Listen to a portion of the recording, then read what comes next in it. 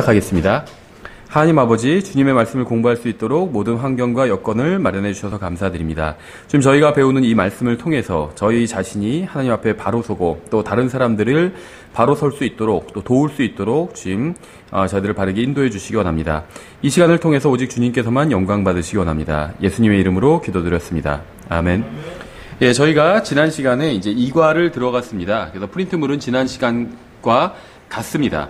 저희가 먼저 이제 계시의 필요성에 대해서 살펴봤는데요. 이제 이과는 이제 영감에 대해서 살펴보는 과인데, 먼저 이제 계시에 대한 이야기를 시작한 이유는 계시라는 것은 하나님께서 자기 자신을 이제 드러내서 밝혀주시는 것이 바로 계시죠. 근데 성경을 보면 하나님께서는 과거에 여러 가지 방법으로 자신을 계시해 주셨습니다. 그래서 자연을 통해서도 자신을 드러내 보여주셨고, 또 인간의 양심을 통해서도 드러내 보여주셨죠. 그래서 누구한테 배우거나 교회를 다니지 않아도 마치 꼭 어떤 분이 내가 나쁜 일을 하려고 할 땐 양심이 걸리고 누군가 보고 있는 것 같고 이런 것이 느껴지잖아요. 그래서 이제 그러한 것들이 하나님께서 이제 자신을 계시하기 위해서 인간의 내면에 이제 심어놓은 양심이라고 볼 수가 있겠죠. 또 이제 그 자연이나 양심보다는 좀 더 구체적인 방법인데 이제 꿈이나 환상을 통해서 자신을 드러내 보여주신 적이 있었습니다.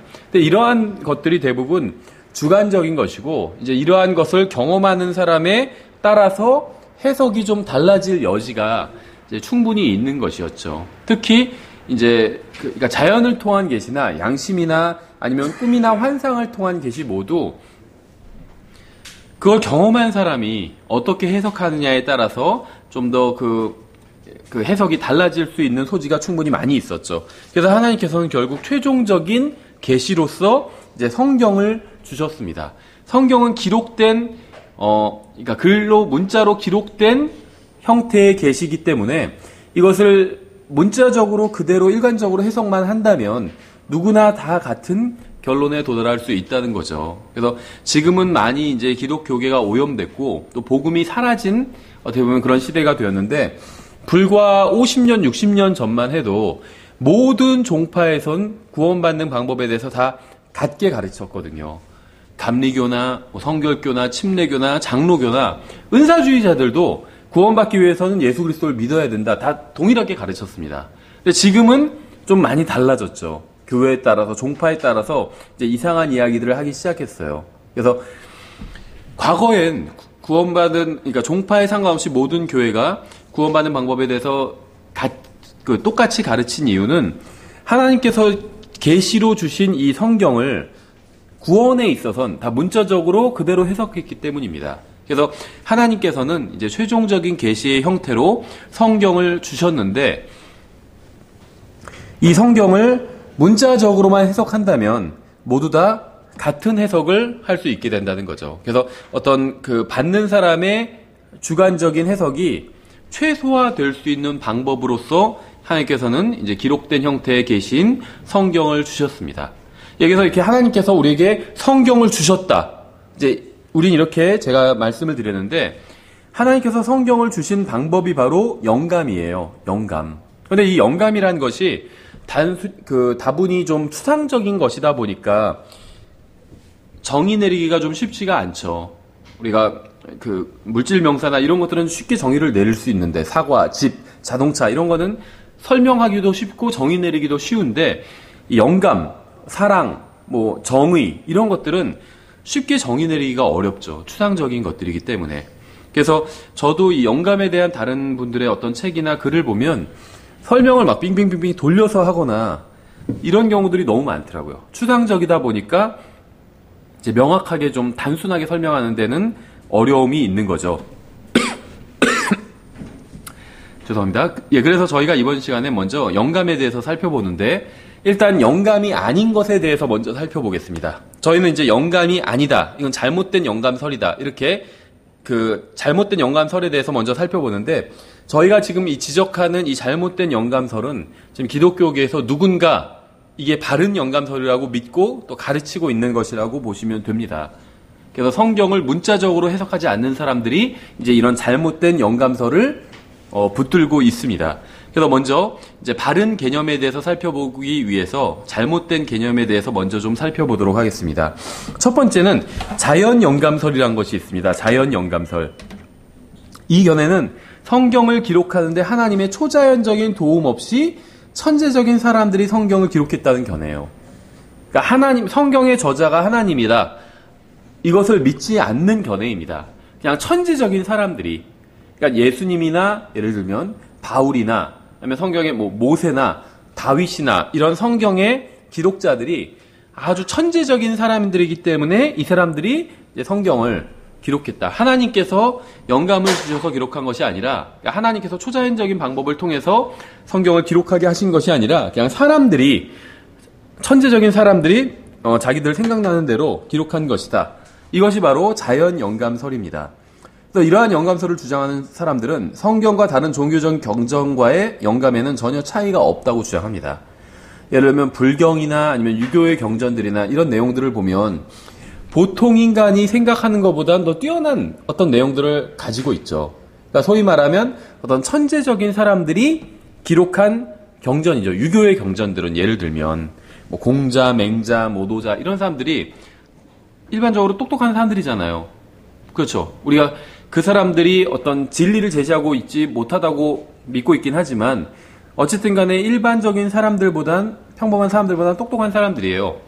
그래서 일반 사람들이 쓴 글보단 더 특출난 글을 쓴 것은 사실입니다. 그렇죠. 유교의 어떤 경전을 기록한 사상가들이 공자나 맹자나 노자나 장자나 이런 사람들이, 그런데 이 자연영감설을 믿는 사람들은 성경도 그것과 같은 책이라는 겁니다. 그래서 성경의 저자를 어떤 공자나 노자나 맹자나 이런 인간, 천재적인 인간의 수준으로 보고 있는 것이죠. 그래서 이 자연영감설을 믿는 사람들은 성경이 하나님의 말씀이라는 사실을 믿지 않는 사람들입니다. 다시 말하면 이걸 자연영감설이라고 부르긴 하지만 이건 엄격한 의미에서 영감을 믿지 않는 거죠. 그렇죠? 두 번째는 신비적 영감설입니다. 근데 이 견해에 따르면 성경의 기록자들은 천재적인 사람이 아니라 성령 충만한 사람이라는 거예요. 그러니까 앞에 자연영감설보다는 조금 더 발전을 하긴 했죠. 자연영감설은 그냥 천재적인 사람들이 성경을 기록했다. 종교 천재들이 성경을 기록했다. 이렇게 믿는 것이고, 이 신비적 영감설은 종교 천재가 아니라 성령님으로 충만한 사람이 성경을 기록했다. 이것입니다. 이건 어떻게 보면 잘 모르는 사람이 보면 맞는 얘기 같아 보이기도 하죠. 성령으로 충만한 사람이 성경을 기록했다. 이 얘기니까.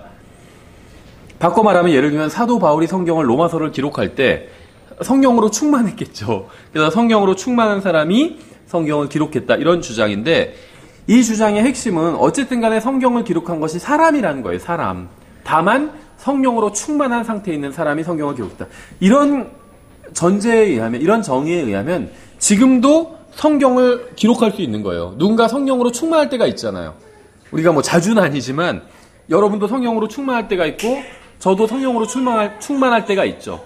이럴 때 성경을 기록하면, 어떤 글을 기록하면 이것이 성경과 같은 권위를 갖는 글이 된다는 주장이 바로 이 신비적 영감설입니다. 여기서 이 견해의 문제점은 오늘날 출판되고 있는 기독교 서적들도 성령 충만한 사람이 쓴 것이라면 성경과 같은 영감으로 기록된 것이라고 주장하는데 있다는 거죠. 그래서 예를 들면 저도 이제 A.W. 토저가 쓴 책들을 많이 갖고 있는데, 이 토저가 쓴 글들을 보면 굉장히 뛰어난 점들이 많이 있어요. 그래서 분명히 이 토저가 이러한 아주 날카로운 글을 쓰거든요. 누가 읽어도 교파불문하고 누가 읽어도 마음의 그 찔림을 얻을 수 있는 그런 날카로운 글들을 많이 써요. 분명히 토저가 그런 글들을 쓸 때는 성령으로 충만했을 겁니다. 그렇죠. 그러니까 그렇게 훌륭한 글을 썼을 겁니다. 그래서 이 신비적 영감설에 의하면 성경 기록이나 토저가 쓴 글이나 동일선상에 같다는 거예요. 그래서 동일선상에 놓고 있는 것입니다. 그래서 기독교 서적이 절대 무효하지 않은 것처럼 성경도 역시 절대 무효한 책은 아니라는 주장이 당연히 포함되어 있어요. 이게 핵심입니다. 그러니까 이런 잘못된 영감, 우리가 이제 뒤에서도 계속 보겠지만 잘못된 영감설의 특징은 무엇이냐면 성경에 오류가 없다. 성경이 무효하다.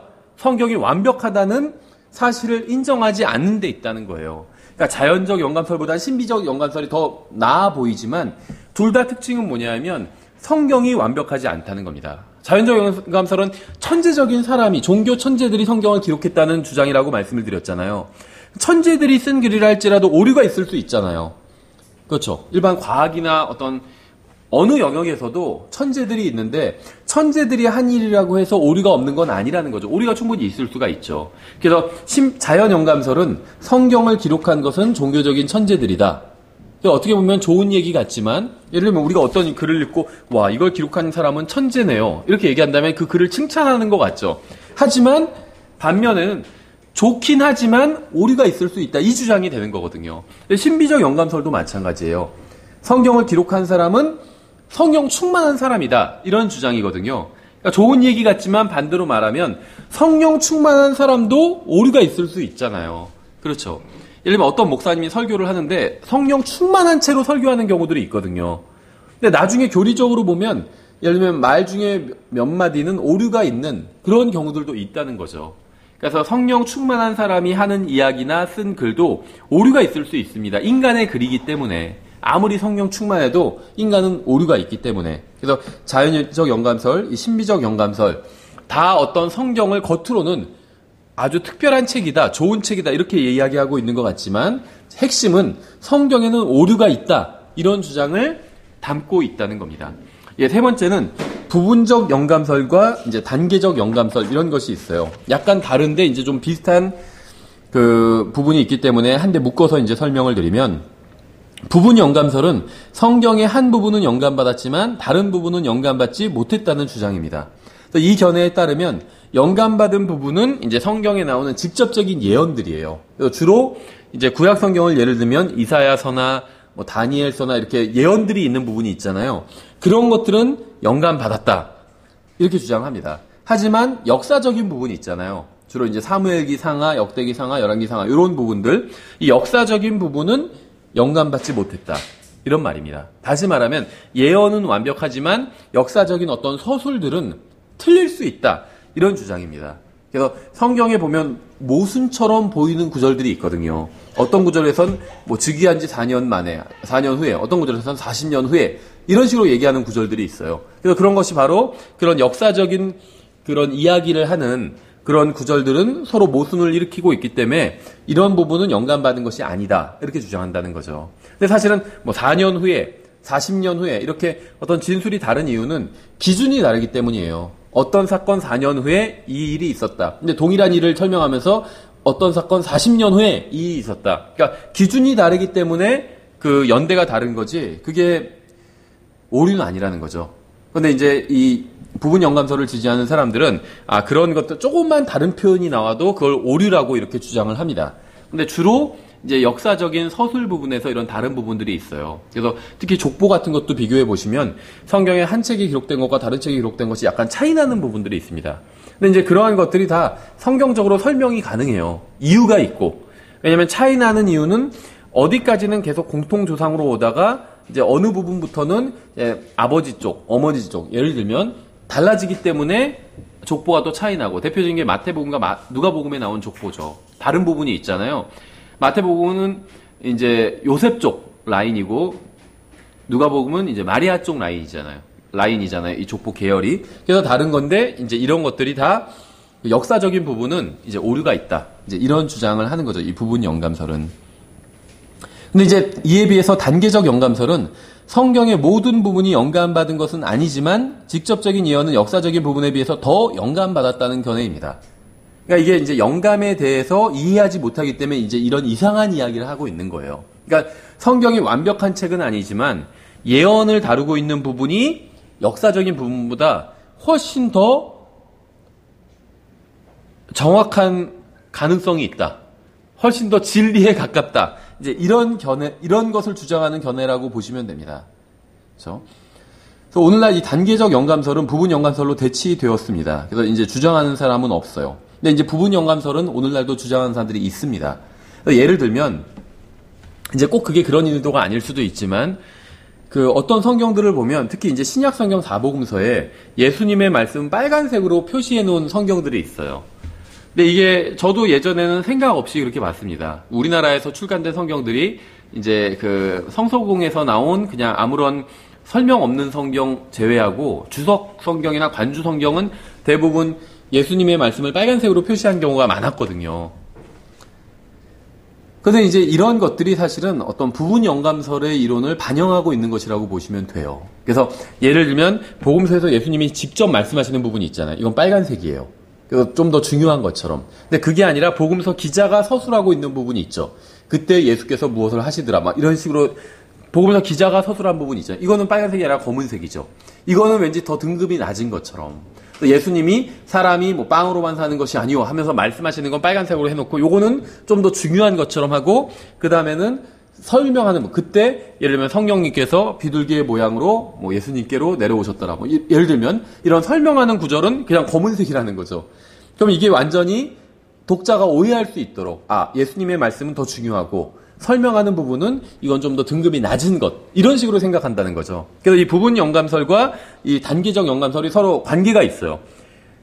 빨간색으로 된 예를 들면 복음서에서 그런 글은 좀 더 영감을 많이 받은 것이고 검은색으로 된 부분은 좀 더 영감을 덜 받은 것이고 이런 뉘앙스를 준다는 거죠. 근데 이게 이제 좀 더 발전된 게 이제 부분 영감설로 왔다는 거죠. 그래서 아예 예를 들면, 그냥 이건 예를 드는 거예요. 이 사람들이 꼭 그렇게 주장한다는 게 아니라, 빨간색으로 된 그런 예수님의 말씀은 영감받은 것이고, 검은색으로 된 것은 영감받지 않은 것이다.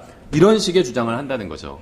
근데 이제 꼭 이것이 제가 방금 예를 든 것처럼, 예수님의 말씀만 영감받았고, 다른 설명들은 영감받지 않다. 이런 식으로 주장을 하지는 않습니다.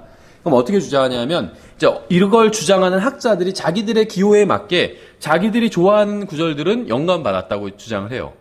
그리고 자기들이 봤을 때, 별로 달갑지 않은 구절들은 이거는 영감받은 구절이 아닐 것이다. 이런 주장을 합니다.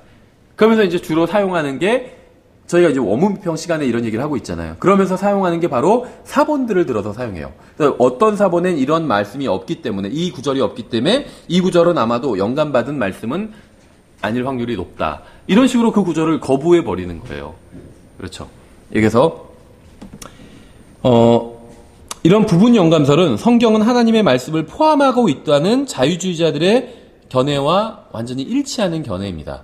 그러니까 자유주의자들의 견해는 뭐냐면 일단 자유주의자들도 자기들도 크리스찬이라고 이야기를 하잖아요. 그러니까 성경을 완전히 다 거부해버릴 수도 없거든요. 그러니까 성경을 거부하는 다른 우회적인 방법 중에 하나가 무엇이냐면 성경에는 하나님의 말씀도 있다. 이런 얘기입니다. 이런 주장이에요. 왜냐하면 이런 주장을 얼뜻 잘 모르는 사람이 들으면 성경에는 하나님의 말씀도 있다고 믿는다. 이렇게 얘기를 누군가 하면 내가 잘 이런 배경 지식이 없으면 저 사람도 성경을 믿나 보다 이렇게 생각할 수가 있어요. 근데 성경에는 하나님의 말씀이 있다는 건 바꿔 말하면 성경에는 하나님의 말씀이 아닌 것도 있다는 겁니다. 그럼 어떤 게 하나님의 말씀이고 성경에서 어떤 게 하나님의 말씀이 아닌지 그걸 누가 결정하느냐는 거예요. 신학자들이 자기들이 결정하겠다는 거예요. 그 경우에 따라선 마음에 들지 않으면 99%를 거부해버리겠다는 겁니다. 다 하나님 말씀 아니라는 거예요. 그리고 일부분만 이건 하나님의 말씀이다. 예를 들면 너희가 서로 사랑하라 이런 말씀은 하나님의 말씀이라는 거죠. 근데 심판에 관한 말씀들 그곳에는 지옥에 대해서 말씀하시면서 그들의 벌레도 불도 꺼지지 않고 그들의 벌레도 뭐 죽지 않는다. 예를 들면 마가복음 9장 44절인가 그런 심판에 관한 말씀은 이건 하나님의 말씀이 아니다. 이런 식으로 해버린다는 거예요. 그러면 이 부분 영감설은 성경의 진리를 거부하기 위해서 나온 영감설이라고 보시면 돼요. 마음에 드는 건 받아들이고 마음에 들지 않는 건 요 부분은 영감받지 않았다. 하나님의 말씀이 아니다. 마음에 드는 건 서로 사랑하라는 것 뭐 이런 말씀 그러니까 거의 받아들여도 큰 무리 없는 거 있잖아요. 이런 것들은 하나님의 말씀이다. 이렇게 주장한다는 겁니다. 그렇죠. 그런데 성경에 의하면 성경은 전체가 영감받았기 때문에 이 이론, 부분 영감설이나 단계적 영감설 같은 것은 잘못된 이론이라고 볼 수가 있죠. 잠언 30장 5절에서 이렇게 말씀하고 있어요. 하나님의 모든 말씀은 순수하며 그분은 자신을 신뢰하는 자들에게 방패가 되시느니라. 하나님의 모든 말씀이 순수하대요. 영어로는 퓨어거든요. 퓨어. 이 순수하다는 말이 뭐 잘못된 말이 아니에요. 퓨어를 정확히 번역한 것인데 한국말로는 좀 영어로도 마찬가지겠지만 오해의 소지가 있어요. 무슨 얘기냐면 어떤 단어를 이제 성경에서 사용할 때와 우리가 일반적인 회화에서 구어체로 사용할 때가 의미가 약간 다를 수 있죠. 예를 들면 우리가 저 청년은 참 순수해 이렇게 얘기할 수 있죠. 저 자매님은 참 순수해 이렇게 얘기할 수 있습니다. 그 얘기가 잘못됐다는 건 아닙니다. 근데 제가 만약에 저 자매님은 참 순수해 이렇게 말한다고 해서 그 자매님은 죄가 없고 뭐 이런 주장을 하는 건 아니에요. 무죄하고 뭐 그런 주장을 하는 건 아닙니다. 그렇죠. 모든 사람이 죄를 지어서 하나님의 영광에 이르지 못했다고 그랬어요. 그 자매님도 죄를 지었겠죠. 죄를 안 지은 사람 아무도 없잖아요. 아무리 착하고 순수한 사람도 다 죄를 지어본 적이 있습니다. 그러니까 우리가 보통 말할 때 순수하다는 의미는 죄가 없다, 무지하다, 완벽하다 이런 의미는 아니죠. 그냥 상대적으로 다른 사람에 비해서 좀 더 순수하다 이런 상대적인 의미로 사용하고 있는 거죠. 근데 성경은 그런 의미로 사용하는 것이 아닙니다. 성경은 상대적인 의미가 아니라 절대적인 의미로 사용해요.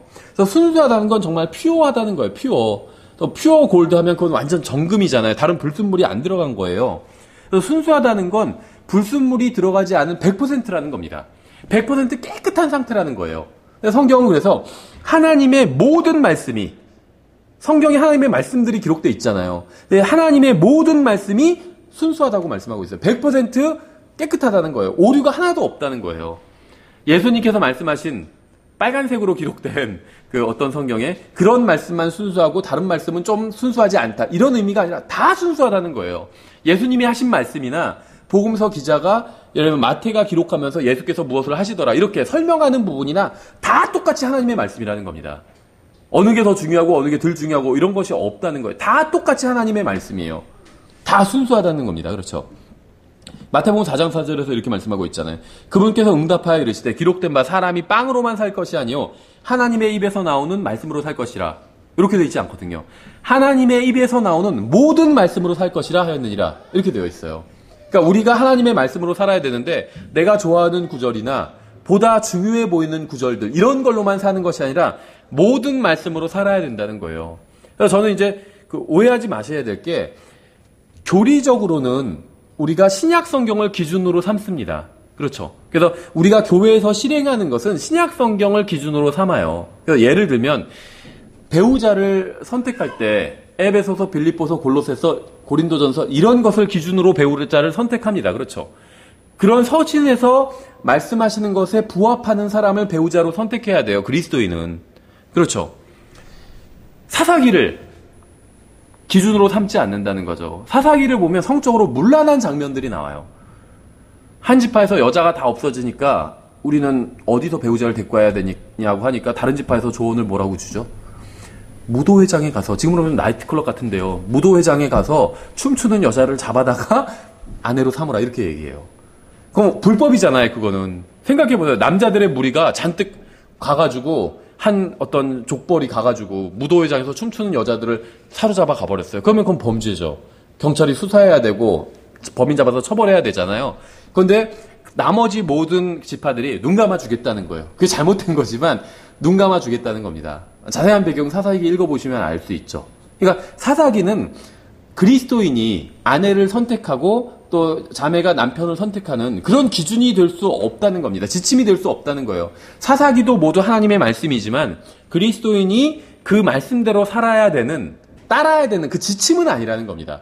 그리스도인의 지침은 에베소서, 빌립보서, 골로새서 이런 신약 서신들이에요. 로마서부터 시작해서 유다서까지 신약 서신 다라면 이런 신약 서신이 그리스도인, 어떤 분들은 이제 디도서까지라고 하지만 놀라는 잠깐 있겠지만 우리가 그건 이제 세대주의 시간이나 나중에 이제 성경 개론 시간에 좀 더 자세히 살펴보기로 하고, 일단 이 신약 서신이 그리스도인들의 삶의 지침이 되는 그런 서신이라는 겁니다. 하지만 그리스도인이 그러면 구약 성경 없어도 되냐? 그건 아니라는 거예요. 하나님의 입에서 나오는 모든 말씀으로 살 것이라고 했잖아요. 사사기 말씀도 여호수아 말씀도 우리가 읽어야 되고 그 말씀으로 살아야 됩니다. 그것으로 경고를 받고 어떻게 사람들이 하나님을 배반하고 떠나는지 그게 잘 나와 있잖아요. 사사기에는. 또 어떻게 하나님을 의지했을 땐 어떻게 승리할 수 있었고 이런 게 또 여호수아에 자세히 나와 있잖아요. 그래서 우리가 그런 모든 말씀으로 살아야 됩니다. 경고를 받고 또 참고를 하고 그런 모든 말씀으로 살아야 돼요. 그리스도인을 향한 직접적인 지침은 비록 서신서에 있지만 나머지 다른 성경들도 필요하다는 겁니다. 그렇죠? 여기서 성경은 분명하게 부분 영감서를 배격하고 있어요. 하나님의 모든 말씀이 순수하다는 겁니다. 다 순수하대. 어떤 말씀은 특히 더 순수하고 어떤 말씀은 덜 순수하고 이렇게 말씀하고 있지 않다는 거죠. 하나라도 오류가 있으면 그건 순수한 게 아닙니다. 그렇죠? 순수하지만 그래도 좀 잘못된 부분이 있어요. 이거는 사실 잘못된 말이에요. 순수하면 정말 오류가 없다는 겁니다. 순수하지만 독한 방울이 들어갔어. 이거는 말이 안 돼요. 순수하면 정말 어떤 이물질도 없는 겁니다. 근데 성경은 하나님의 모든 말씀이 순수하대요. 부분 연감설이 잘못된 거죠. 또 하나님의 모든 말씀으로 살아야 된대요. 부분 연감설이 잘못된 거죠. 예, 그 다음에 이제 좀 더 많은 일반적인 교회 다니는 많은 사람들이 이제 받아들이는 연감설입니다. 바로 개념 연감설과 목적 연감설이에요. 그래서 우리가 실제적으로 이제 바른 성경에 대해서 알리면 이제 이걸 거부하는 사람이 반박하는 내용으로 들고 나오는 연감설이 바로 이 개념 연감설과 목적 연감설이라고 보시면 됩니다. 이 견해는 성경에 나오는 개념들은 영감받은 것이지만 문자적으로 기록된 언어들 자체가 영감받은 것은 아니라는 견해입니다. 즉 개념은 영감받은 것이지만 그 개념을 표현하는 문자와 언어에는 오류가 있을 수 있다는 주장입니다. 그래서 하나님은 사랑이시라, 아니면 너희가 서로 사랑하라, 예를 들면 그런 구절이 있죠. 그러면 서로 사랑하라는 것, 그 말씀 자체, 그런 목적 자체, 개념 자체, 서로 사랑해야 된다, 이런 개념 자체가 영감받은 거지. 어떤 문자 하나하나 하나님은 사랑이시다, 사랑이셨다 이렇게 안 하고 사랑이시다, 현재형으로 하면 우린 왜 현재형인지 이걸 따지고 막 거기에 의미를 부여하잖아요. 근데 그런 건 의미가 없고 그냥 큰 목적 자체, 구원이면 구원, 하나님께서는 예를 들면 사람들을 성경에 보면 구원하시는 장면들이 나오잖아요. 어떻게 하면 구원을 주시겠다고 하고, 믿으면 구원을 주시겠다고 하고, 그러니까 이런 걸 갖고 나와서 구체적으로 뭐 예수님을 믿어야 구원받는다 이런 게 아니라 그냥 하나님이 사람을 구원해 주신다, 이런 큰 하나님이 인간을 구원해 주신다는 어떤 이런 개념이 영감받은 거지. 뭐 예수님을 믿어야 구원받고 안 믿으면 구원받지 못하고 이런 건 아니다. 예를 들면 이제 그런 주장을 한다는 거예요. 예를 들면 성경에서는 예수님이 재림하시고 나면 천년간 천년왕국이 시작되잖아요. 그리고 천년왕국 끝날 때 이제 큰인왕자 심판석이 열리고 이제 거기서 심판하시고 이제 영원이 시작되죠. 새하늘과 새 땅이 시작되고, 이게 이제 성경이 말씀하고 있는 이제 앞으로 일어날 일에 관한 이제 진리인데, 이 개념 영감설을 믿는 사람들은 예를 들면 꼭 천년간 예수님께서 통치하셔서 이 세상에 예수님께서 직접적으로 통치하시는 기간이 뭐 천년간 펼쳐지고 이런 게 아니라 그냥 그 정도로 예수님께서 오셔서 통치하시면 좋은 세상이 열릴 거고, 이런 식으로 어떤 개념 자체만 믿는다는 겁니다. 받아들인다는 거예요. 그러니까 구체적으로 천년이라고 말씀하시는 그런 문자에는, 그건 문자는 잘못될 수 있다, 천년이 아닐 수도 있다, 이런 주장을 한다는 겁니다. 천년보다 더 길 수도 있고 꼭 뭐 몇 년이다, 예수님께서 오시면 그런 건 의미가 없다, 이제 이런 주장을 한다는 겁니다. 근데 몇 년이다, 뭐 1년이건 2년이건 100년이건 1000년이건 이게 의미가 없다, 이렇게 그 사람들은 주장을 하는데 그건 그 사람들이 결정할 문제가 아니죠. 하나님께서 1000년이라고 하셨으면 1000년인 거예요.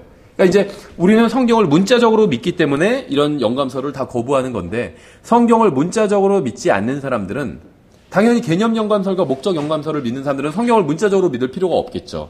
1000년이건 100년이건 그게 중요하지 않다는 거예요. 그래서 예를 들면 어떤 성경에는 1000년이라고 돼 있고 1000년간 통치하시다 이렇게 돼 있고, 예를 들면 실제 그런 성경은 없지만 그냥 예를 들면 어떤 성경엔 100년간 통치하시리라 이렇게 돼 있다 할지라도 두 성경이 차이가 없다는 거예요. 이 개념 영감설을 믿는 사람들은 그냥 예수님께서 오셔서 통치하신다, 이게 중요하지 1000년이냐 100년이나 이건 의미가 없다. 그런 거는 오류가 있을 수 있다, 성경 기록하는 사람들이 잘못 기록할 수 있다, 충분히 이렇게 주장한다는 겁니다. 그렇죠. 그러니까 계속 핵심을 놓치시면 안 돼요. 이런 잘못된 영감설의 핵심은 뭐냐면 성경에는 오류가 있을 수 있다, 이 주장입니다.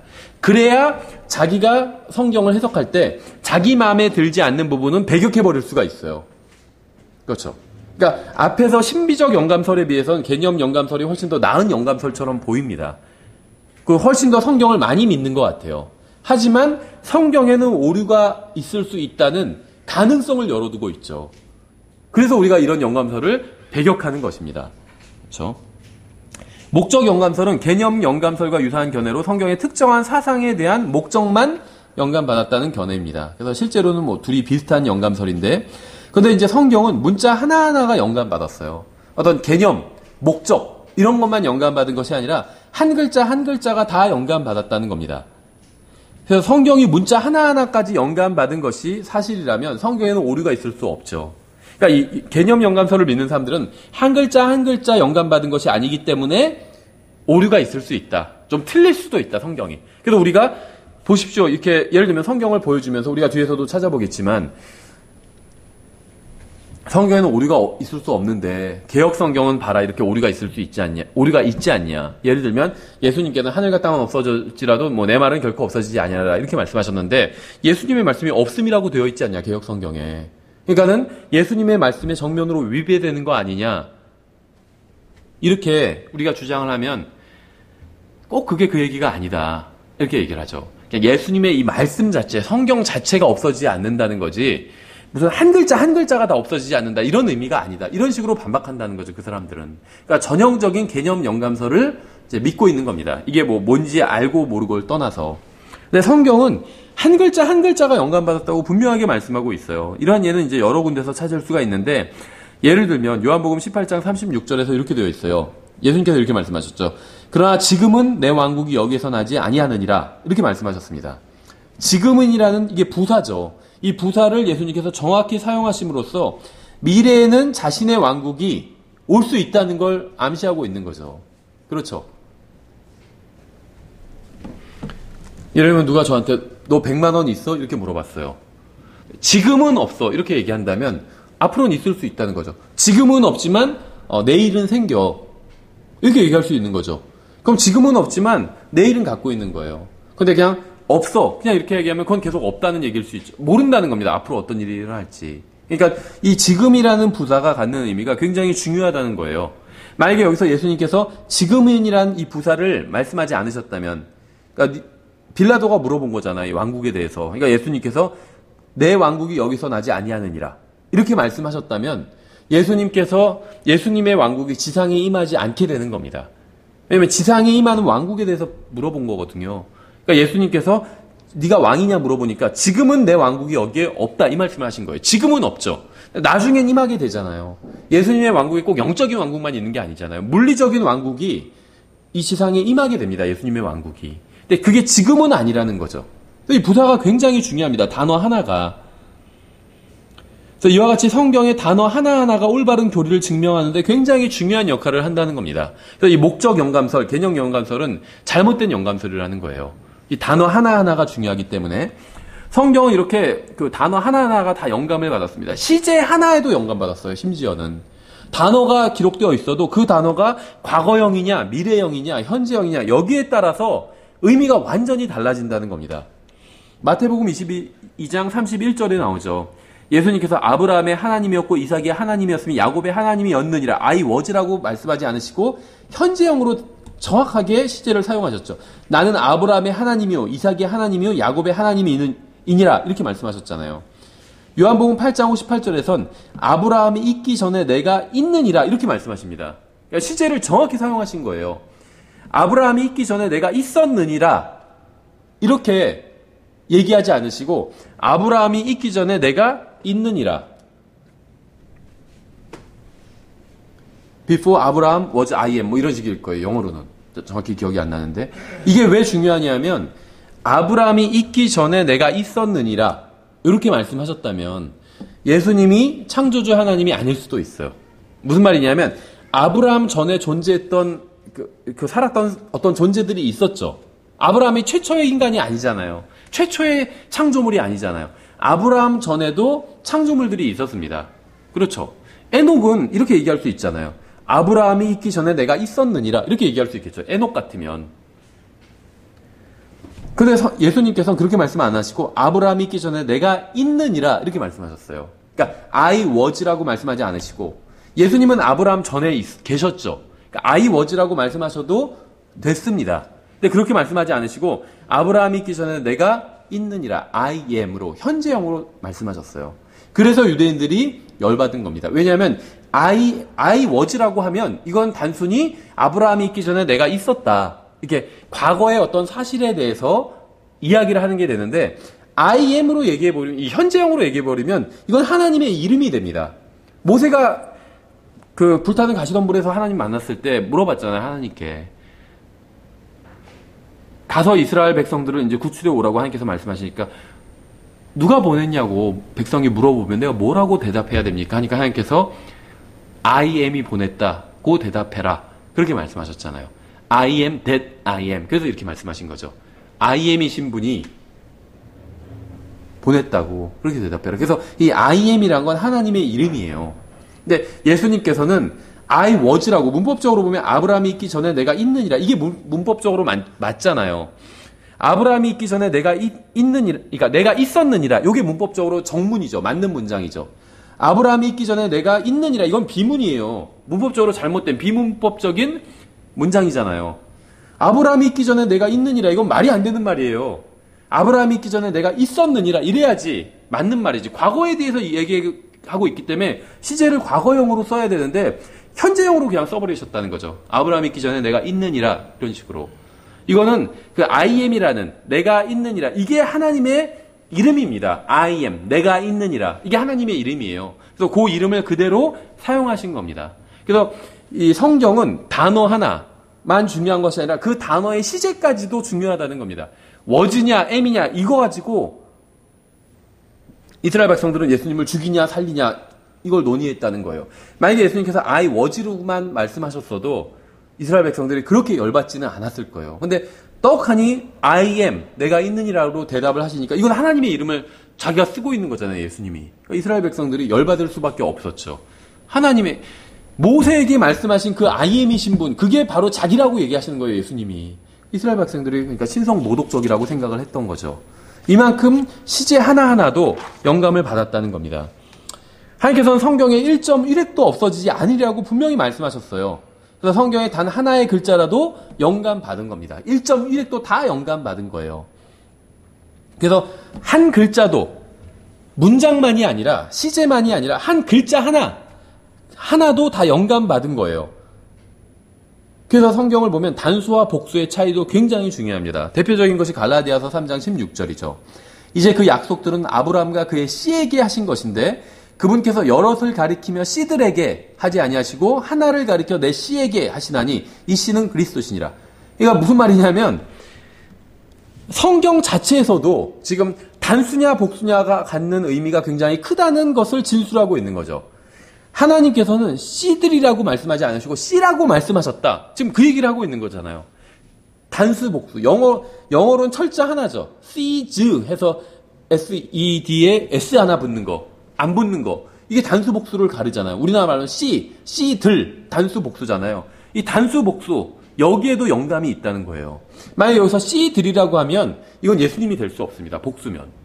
이거는 예수님을 믿는 사람이나 뭐 약속의 자녀들이나 이런 식으로 해석이 돼야 돼요. 근데 내 씨에게 하고 단수로 해석 말씀하셨잖아요. 이건 예수님이라고 보시면 돼요. 항상 성경이 이런 식이에요. 어떤 특별한 존재가 나오는데 이게 복수형이면 이게 교회일 가능성이 높습니다. 예수님을 믿는 사람들. 단수형이면 100% 그런 건 아니지만 일반적으로 단수형이면 예수님을 의미하고 있는 경우가 많다는 거예요. 하나님의 아들 단수면 예수님을 의미하는 경우가 있어요. 하나님의 아들들 하면 예수님을 믿는 사람들인 우리를 의미하는 거죠. 그러니까 들 하고 요 복수형으로 글자 하나 붙었는데 예수님과 우리의 차이가 돼버리는 거예요. 창조자와 창조물의 차이가 돼버리는 거죠. 엄청난 차이가 있는 거예요. 단어 하나하나, 글자 하나하나, 철자 하나에도 영감이 들어가 있을 수밖에 없다는 겁니다. 그만큼 중요하다는 거예요. 철자 하나가 바뀌면 교리가 바뀌어버려요. 갈라디아서 3장 16절에서 S 하나, 내 씨들, 들이라는 글자 하나가 빠지고 더해지고에 따라서 교리가 완전히 바뀌게 된다는 겁니다. 그렇죠. 약속의 그 씨가 무엇이냐, 인간을 구원할 그 씨가 무엇이냐, 그 얘기를 하고 있는 거예요. 근데 인간을 구원할 그 씨는 단수 하나다 이 얘기를 하고 있는 거예요. 근데 그게 씨들이다 이렇게 얘기하면 이제 구원론이 완전히 뒤집혀 버리는 거죠. 엄청난 결과가 일어나는 거예요. 그래서 만약에 성경의 개념과 목적과 내용만 영감받은 것이라면 대언자들은 자신들이 기록한 성경을 다 이해했어야 했습니다. 그렇죠. 개념이 영감받았다면 대언자들이 나머지는 다 그냥 말은 만들어냈다는 이야기가 되잖아요. 다니엘서에 어떤 개념이 있죠. 나중에 예수님께서 심판자께서 재림하시고 심판하시고 이 세상의 왕국들은 어떻게 되고 이게 다니엘서의 내용이잖아요. 이 개념만 영감받은 것이라면 그것을 기록하는 다니엘이 나머지 말들은 그냥 다 끼워 맞춘 다니엘의 언어라는 거잖아요. 그럼 다니엘은 자기가 쓰고 있는 것을 이해했어야 됩니다. 그렇죠. 개념도 이해하지 못하면서 어떻게 글을 막 써낼 수가 있겠어요. 어쨌든 간에 기록자는 다니엘이잖아요. 우리는 다니엘서의 저자는 하나님이라고 믿어요. 근데 기록자는 다니엘이잖아요. 다니엘이 이 개념 영감설이 맞다면 다니엘서의 개념은 알고 있어야 돼요. 그러니까 다시 말하면 다니엘서가 하는 말이 무슨 말인지를 알고 있어야 된다는 겁니다. 그래야지 개념 영감설이 통할 수 있죠. 근데 실제로 다니엘은 자기가 기록하고 있는 것을 이해하지 못했어요. 성경에 많은 저자들이 그런 부분이 있습니다. 다니엘서 12장 8절 9절에 나와 있죠. 내가 듣고도 깨닫지 못하였으므로. 지금 다니엘이 들은 것을, 천사에게 들은 것을 기록하고 있거든요. 다니엘서 보면 천사가 말한 것을 기록해 놨어요. 그게 다니엘서의 내용 중 일부예요. 그런데 다니엘이 내가 듣고도 깨닫지 못하였으므로 그때 이르되 모르니까 물어본 거죠. 오 내 주여 이 일들의 끝이 어떠하겠나이까 하매 그가 이르되 다니엘아 내 길로 가라. 주께서 끝이 임하는 때까지 그 말씀들을 닫아두고 봉인하셨느니라. 그냥 불러주는 대로 쓰라 이거예요. 그 뜻은 얘기해주지 않겠다는 겁니다. 이건 나중에 계시록에서 얘기를 해주시죠. 다니엘서에서는 얘기해주지 않으세요. 그래서 다니엘서를 해석하기 위해서는 계시록의 빛으로 비춰서 해석을 해야 되는 거죠. 그렇죠. 레위기를 이해하기 위해서는 히브리서의 빛으로 비춰서 이해해야 되는 거잖아요. 이게 우리가 지난 학기에 배운 성경 해석 방법에 나온 점진적 계시의 원칙이었죠. 예, 그 다음에 이제 기계적 영감설이 있는데 이 기계적 영감설은 일면 맞는 면이 있는 영감설입니다. 그런데 이 기계적 영감설로 성경의 모든 그 말씀, 그 영감에 대해서 설명할 수는 없어요. 다만 일부분은 설명이 됩니다. 그래서 우리가 지금까지 살펴봤던 영감설은 다 잘못된 영감설인데 기계적 영감설은 맞는 부분도 분명히 있습니다. 하지만 이게 성경에서 말씀하시는 바른 영감설은 아니라는 겁니다. 이 기계적 영감설은 이걸 이제 부인하는 사람들, 주로 자유주의자들이겠죠. 이 사람들은 이것을 받아쓰기 영감설이라고 이렇게 비평을 합니다. 그 정도로 기계적 영감설은 성경의 기록자들이 있잖아요. 다윗, 바울, 예레미야, 이런 베드로 기록자들이잖아요. 이런 기록자들이 하나님께서 말씀하시는 것을 그대로 받아 적었다라고 믿는 게 이 기계적 영감설이에요. 하나님의 종 나 바울은 이렇게 바울이 예를 들면 로마서를 시작하잖아요. 그 내용을 하나님께서 그대로 불러주셨다는 거야. 바울아 너 잘 받아 적어라 하면서 하나님의 종 나 바울은 이런 식으로 하나님께서 말씀하셨다는 거예요. 그걸 그대로 받아 적었다는 게 이 기계적 영감설입니다. 그러니까 문제가 있죠. 우리가 상식적으로 생각해도 하나님께서 받아 적어라 하시면서 하나님의 종 나 바울은 이렇게 말씀하셨을 리가 없겠죠. 당연히. 그렇죠. 그건 바울이 그렇게 기록한 거지 하나님께서 그렇게 불러주신 것은 아니라는 거예요. 제가 지금 말한 건 로마서 1장 1절이 하나님의 말씀이 아니다 이런 얘기를 하는 건 아닙니다. 하나님의 말씀이고 영감받은 하나님의 말씀이에요. 로마서 1장 1절도 하나님의 종으로 부르심을 받은 나 바울은 이 말씀도 영감받은 하나님의 말씀이라는 겁니다. 다만 하나님께서 그렇게 불러주지는 않으셨다는 거예요. 그러니까 이 영감이라는 것이 불러주는 것이 아니라는 겁니다. 그러니까 이 기계적 영감설을 주장하는 사람들은 영감에 대해서 좀 오해하고 있는 거예요. 앞에 네 가지 영감설은 다 불신에 기인하고 있죠. 근데 이 기계적 영감설은 불신에 기인하고 있지는 않아요. 이 사람들은 하나님의 모든 말씀이 다 진리라고 믿습니다. 그렇죠. 하지만 영감에 대해서 그것을 설명하는 과정을 좀 잘못 설명하고 있는 것이죠. 그래서 이 기계적 영감설에 따르면 성경의 기록자들은 비서가 사장의 편지를 그대로 타이핑하듯이 하나님께서 부르시는 대로 그대로 받아 적는 방법으로 성경을 기록했다는 것입니다. 그렇죠. 그래서 기계적 영감설은 성경의 일부분에 한해서는 바른 주장이지만 성경 다른 부분에 한해서는 잘못된 주장이에요. 분명히. 먼저 기계적 영감설이 이제 일부분에 한해서 적용될 수 있는 경우들을 보면 예를 들면 출애굽기 20장 1절 같은 경우에 하나님께서 이 모든 말씀으로 말씀하여 이르시되 이런 부분이 있잖아요. 이거는 맞아요. 기계적 영감설이. 이 모든 말씀을 말씀하여 이르시되 하면서 쭉 하시는 말씀이 있잖아요. 나는 주니라 하면서 막 예를 들면 그런 말씀들은 다 그대로 받아 적은 겁니다. 그렇죠? 나 주가 이렇게 말하였노니 이렇게 말했다 전할지니라 이렇게 하시는 말씀들은 기계적 영감설이 맞아요. 근데 성경엔 다 그렇게 기록되어 있는 것이 아니잖아요. 그렇게 기록되지 않은 말씀들은 기계적 영감설이 적용될 수 없다는 겁니다. 예를 들면 출애굽기 24장 4절에서 모세가 주의 모든 말씀을 기록하고 이런 건 기계적 영감설을 지지하는 구절들이죠. 출애굽기 35장 1절 주께서 명령하사 너희가 행하게 하신 말씀들이 이러하니라 주님께서 말씀을 이렇게 하셨다 하면서 그 다음 2절부터 쭉 이제 주님께서 말씀하신 걸 그대로 모세가 읊어내고 있거든요. 이거는 기계적 영감설이 맞습니다. 사무엘하 23장 2절도 마찬가지예요. 주의 영께서 나를 통하여 말씀하셨으며 그분의 말씀이 내 혀에 있었도다 이렇게 얘기했죠. 그건 무슨 말이냐면 하나님께서 시키시는 대로 내가 지금 그대로 말하고 있다 이 얘기예요. 그분의 말씀이 내 혀에 있었도다 요 말은. 그래서 요게 사무엘하 23장 2절인데 3절부터는 쭉 하나님께서 직접적으로 하신 말씀들, 기계적 영감설이 적용되는 그러한 구절들입니다. 이사야 1장 2절도 마찬가지죠. 오 하늘들이여 들으라, 오 땅이여 귀를 기울이라, 주께서 말씀하시기를, 이런 구절. 예레미야 1장 4절. 그때 주의 말씀이 내게 임하여 임하니라 이르시되. 그러니까 이게 대언서를 보면 주님의 말씀이 그때 내게 임하셨다 하면서 쭉 쓰는 것들이 있어요. 이거는 하나님께서 그냥 그대로 불러주신 겁니다. 받아쓰기 영감설이 적용될 수 있어요. 여기에는. 그렇죠. 에스겔서 1장 3절. 주의 말씀이 부시의 아들 제사장 에스겔에게 특별히 임하고, 다니엘서 7장 1절. 다니엘이 자기 침상에서 꿈을 꾸며 머릿속에 환상들을 받고 그때 그 꿈을 기록하며 그 일들의 요점을 말하니라. 이건 기계적 영감설이나 심지어 아까 개념 영감설도 해당이 되는 부분이겠죠. 그러니까 부분적으로 맞을 수는 있습니다. 그런 것들이. 근데 전체를 설명하지는 못한다는 거죠. 성경의 기록자들은 하나님께서 불러주신 것 외에 어떤 사실을 기록할 때에는 기록자들 개개인의 개별성을 유지했습니다. 기계적 영감과 기록자들의 개별성 가운데 어떤 연관이 있을까요?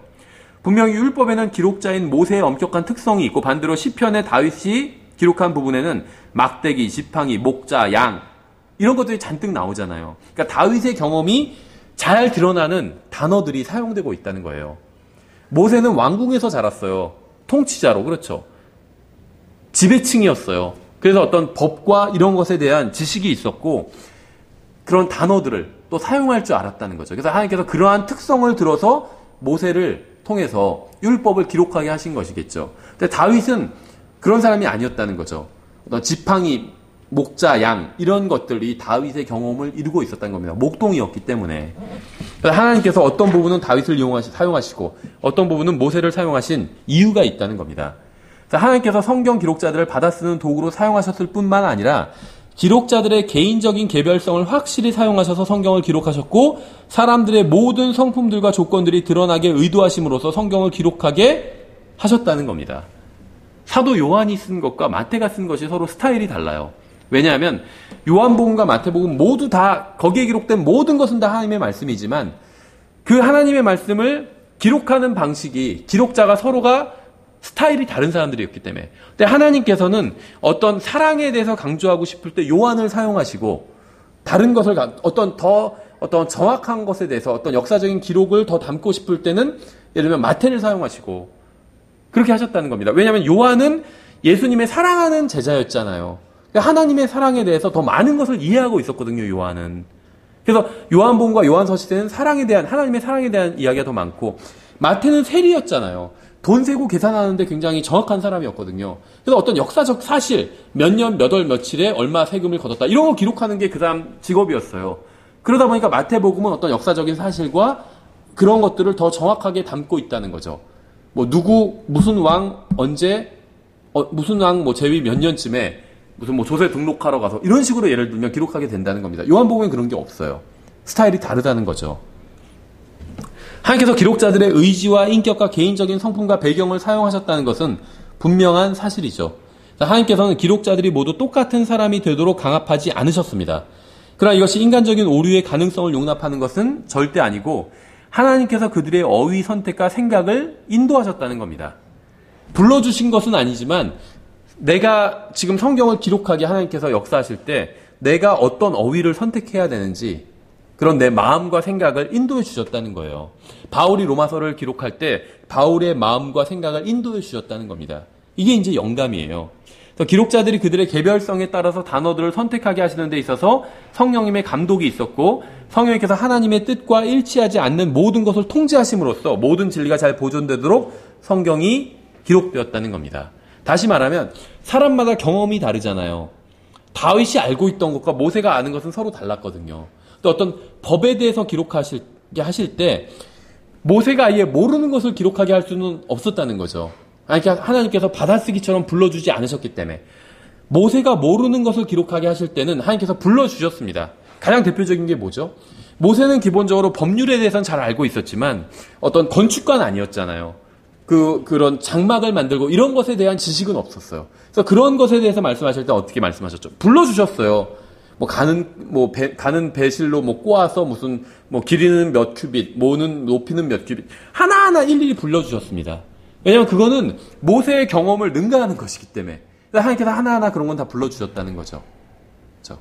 그래서 저희가 잘못된 영감설에 대해서 살펴보고 앞에 4개는 완전히 잘못된 영감설이고 기계적 영감설은 성경의 일부분에 한해서는 바른 영감설이지만 이 기계적 영감설로는 성경 전체의 영감을 설명할 수는 없다는 겁니다. 그래서 다음 시간엔 그러면 성경적인 영감설은 무엇인지 성경에서 말씀하시는 이 영감은 과연 무엇인지를 다음 시간에 자세히 살펴보도록 하겠습니다. 예, 수고하셨습니다.